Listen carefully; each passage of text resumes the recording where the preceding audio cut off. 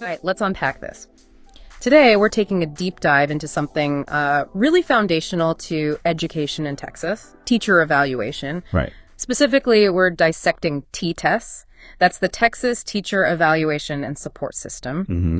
Our mission, really, in this deep dive is to kind of peel back the layers of this. Well, it's a complex system. We want to understand its core components and really grasp how it aims to foster, continuous professional growth for educators. And how that ultimately impacts student performance. Exactly. We'll explore where it came from, its unique structure, and the vital roles everyone plays in making it work.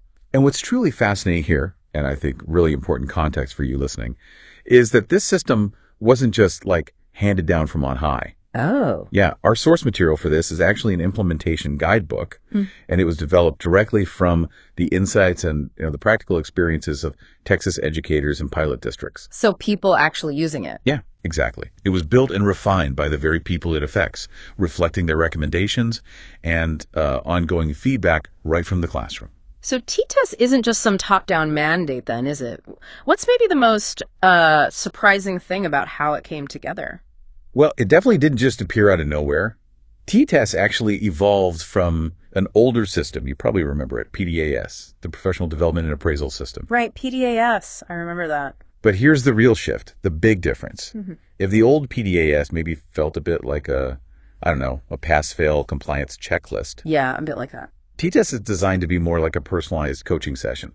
It's set up not to catch teachers out, but to literally embed growth into their daily practice. It tries to transform evaluation from like a judgment day into more of a continuous learning curve. That's a really powerful distinction. So it's not just about getting a final score at the end of the year. What are the sort of foundational beliefs baked into T-TESS's design that really set it apart? Precisely. The system is fundamentally growth-oriented. That's the key word. Growth-oriented, okay. Its core design is to support teachers, providing very specific targeted feedback that helps them improve their practice. It's definitely not meant to be just a checklist or, compliance focused. T-TESS really works best. It shines when appraisers and teachers actually engage in ongoing, supportive, meaningful dialogue about teaching and learning. So lots of conversation. Yes. And all of this is built upon the newly updated Texas teacher standards. These standards were revised by Texas educators and leaders, and they address 6 broad areas for performance, things like instructional planning and delivery, knowledge of students and student learning, content knowledge and expertise, that kind of thing. These standards really provide the impetus for the whole system, almost like a blueprint for what effective teaching looks like. Okay, you mentioned T-TESS has these core components. Can you break those down for us? Like, what are the practical tools it actually uses? Absolutely. T-TESS basically has 3 main components working together. First, there's the evaluation rubric. That's foundational to understanding performance. Because rubric. Right. Then you have the goal setting and professional development plan, or GSPD. That's key for that individual ongoing growth piece. GSPD. Got it. And finally, there's a student growth measure. That started factoring into the overall teacher ratings back in the 2017-2018 school year. Okay, so how much does that count? That measure makes up 20% of the rating, with the rubric itself accounting for the other 80%. 80% on the rubric. So yeah, this rubric is pretty central. How is it structured to support this this growth-oriented approach you keep talking about? Right. Think of the rubric as being built on 4 main pillars, or domains as they call them. Okay. Domain 1 is planning. Domain 2 is instruction, what happens in the classroom. Domain 3 is the learning environment you create. And then domain 4 is your professional practices and responsibilities. Planning, instruction, learning environment, professional practices. Okay. Yeah, those are really the big buckets. And they consolidate some of the previous performance dimensions from PDAS, making the whole evaluation process hopefully clearer and more focused on what really matters in teaching. And within those domains, levels. Exactly. Within these domains, there are 5 performance levels: distinguished, accomplished, proficient, developing, and improvement needed. 5 levels. Okay. And it's a really significant shift to note that proficient is truly considered strong teaching practice under T-TESS. So proficient is good. It's not like average. No, exactly. A campus where most teachers are rated proficient is actually seen as highly functioning. Accomplished and distinguished are the higher, more aspirational levels. They really capture practices that maybe weren't fully recognized or described in the previous system. That's interesting. So being proficient is the goal for solid teaching, and then accomplished and distinguished are kind of stretch goals. That's a great way to put it, yes.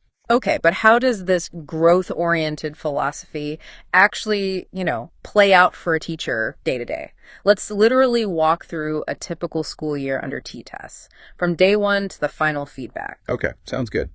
The cycle really kicks off very early in the school year, ideally within the first 3 weeks, and definitely at least 2 weeks before the first observation happens.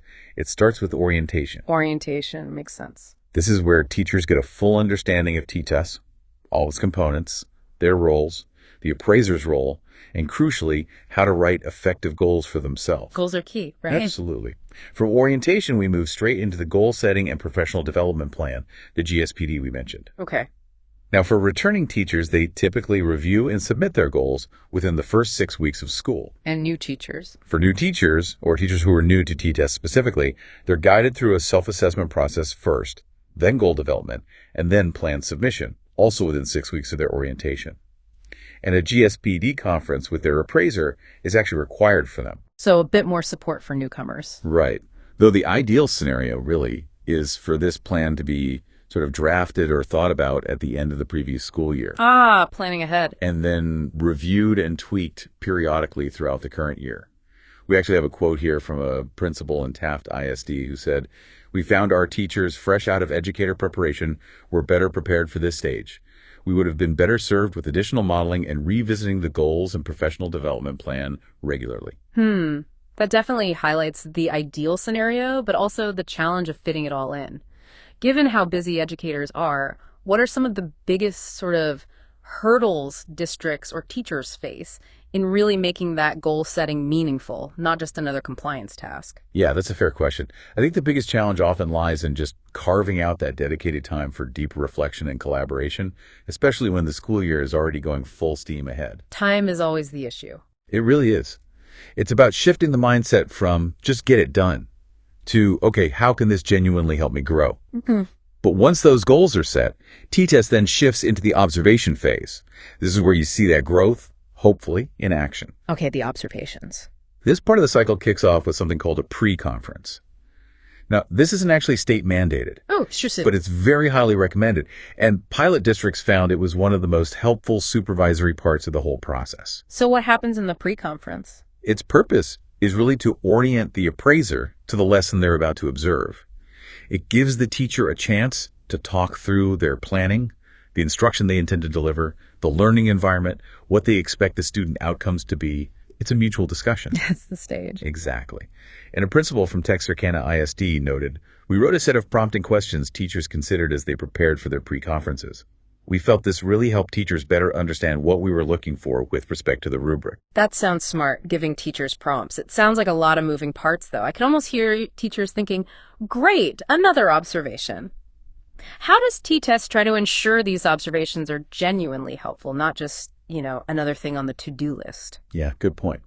So following that pre-conference are the observations themselves. And these include both informal walkthroughs, just popping in, and at least one formal scheduled observation during the year. Both kinds, okay. The core purpose is simply to collect evidence. Evidence of the teacher's instructional practice, and also evidence of student actions and interactions. Evidence. That sounds key. It is. Those informal visits are particularly crucial, actually, for establishing that ongoing dialogue we talked about, building rapport throughout the year. You have to remember, T-TESS is designed as an evidence-based system. Right. Meaning the evidence comes from teacher input, from the observations themselves, from looking at instructional documents, lesson plans, things like that, and also student outcomes. So not just what the observer sees in that one formal lesson. Definitely not. And artifacts, things like planning documents, student work samples, they're absolutely key for demonstrating proficiency across all the domains, but especially for Domain 1, planning, and Domain 4, professional practices and responsibilities, which are harder to see just in a single observation. Right. You can't always see the planning or the parent communication in a 45-minute lesson. Exactly. And one principal from New Caney ISD actually highlighted this, saying, we felt that more time needs to be spent in working and training with teachers on Domain 1, planning.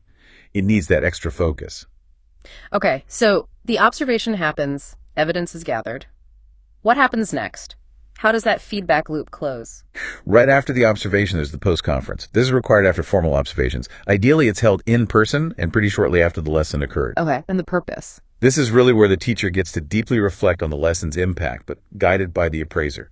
The appraiser uses specific evidence-based coaching questions to lead a discussion focusing on strengths and also identifying areas for refinement. Coaching questions, not just judgments. Exactly.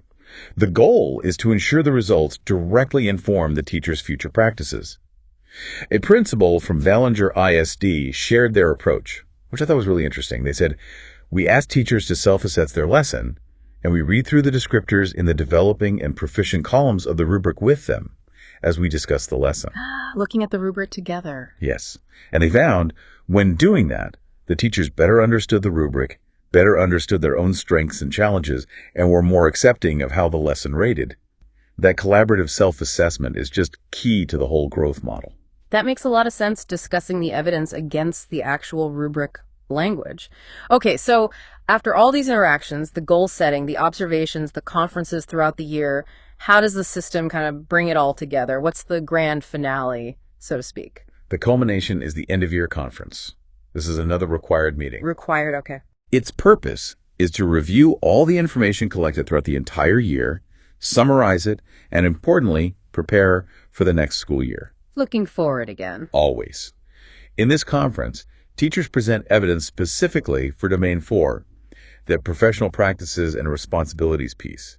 That domain is actually scored after this conference. Oh, okay. They also review data from the other domains: planning, instruction, learning environment, and any student impact data they have. And crucially, this conference is also where the goals and the professional development plans for the next school year are developed, or at least drafted. Building on the year's experience. Right. That principals from Taft ISD mentioned, next year will request that our teachers tie at least one of their goals to their refinement area identified during the year. Makes sense. Then, right at the beginning of the next school year, the cycle just continues. Teachers and appraisers review and revise those goals based on any new information. Maybe new student growth data comes in, or they have different teaching assignments, or new students with different needs. So it really is a continuous cycle. Zooming out a bit then, it's clear T-TESS isn't just about the teacher and their direct appraiser in isolation, is it? This sounds like a much bigger team effort, like a whole district needs to be behind it for it to work. Oh, absolutely. It is fundamentally a collaborative effort. The district plays an integral role in successful implementation. They had to promote that culture of continuous improvement from the top down. So what does that look like practically? Well, you have the superintendent, who clarifies the mission, cultivates that improvement culture. Then there's usually a district T-TESS contact or lead person who facilitates communication, helps develop implementation plans. Okay. Human resources often develops FAQs, maybe local administrative procedures, to ensure consistency across different schools in the district. A central admin person from Wink-Loving ISD mentioned, "We made our own forms where appropriate so that the information captured and shared between appraisers and teachers better fit our district needs." So, customization happens. Tailoring it. Exactly. Then you have curriculum and instruction, or professional development folks, analyzing the data coming out of T-TESS to provide targeted PD. Technology have to ensure adequate tech support and tools are available. Right. The tech side is important. Very. Communication department might create talking points and updates for all stakeholders, parents, board members, everyone. One central admin from Brownwood ISD put it nicely. The biggest thing about implementing is how it is presented. I personally went to every campus and was a cheerleader for T-TESS. Gotta have cheerleaders. You do. And finally, finance usually conducts a cost analysis to make sure resources are allocated properly to support the system. Wow, so it really is a district-wide symphony, like you said. What about the individuals within the schools themselves beyond the district office? Yeah, beyond those district roles, the teacher's role is, of course, critical. They have to be active participants in their own growth, reflecting on their teaching, seeking feedback, constantly refining their practices. Taking ownership. Yes. The appraiser has that vital role of assessing proficiency against the rubric, providing that evidence-based feedback, and really guiding the professional growth through those conferences. Okay. And then there's also the observer role. It's similar to an appraiser. They do observations, have conversations, but they do not assign the final end-of-year ratings. Ah, okay. What's their focus then? Their focus is purely on facilitating teacher learning and development through the observation and conversation process without the pressure of the final rating attached. It can be a really supportive role. Interesting distinction. And it sounds like there's probably a significant technological backbone needed to support all this data collection and feedback we've been talking about. There is, yeah. The T-TESS portal provides what they call evaluation management software. Okay. It's basically a web-based resource that compiles all the data, formal observations, informal ones, artifacts, goals, and it can generate real-time reports at the teacher level, the appraiser level, even the whole system level. So you can see trends. Exactly. This data informs the evaluation results, obviously, but it also guides decision-making for professional development across the district. It offers, as they put it, at-a-glance awareness of performance, helping leaders identify correlations and trends, which is just invaluable for providing targeted support where it's needed most. Okay, let's try and bring this all together then. What's the biggest takeaway here? For me, listening to all this, T-TESS sounds like it's clearly aiming to be more than just a score. It feels like a deep commitment to ongoing growth and dialogue. I think that's right. And it raises a really important question, doesn't it? How does a structured feedback-driven evaluation system like T-TESS truly transform teaching? How does it move it from what might have felt like a solitary pursuit into more of a collaborative journey of continuous improvement, not just for the individual teachers, but really for the entire educational community?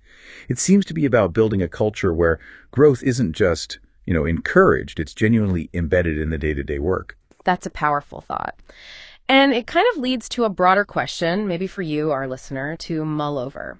How might a similar approach, this focus on growth-oriented, evidence-based feedback, apply to professional development in your own field, whatever that might be? How do we move beyond just compliance, just checking boxes, to truly cultivating skill and impact? Good question to ponder. Definitely. And if you are interested in exploring T-TESS further, maybe you're an educator in Texas or just curious, you can find additional resources via the Teach for Texas portal. That's at www.teachfortexas.org, or you could contact your regional education service centers. They often have lots of T-TESS resources too.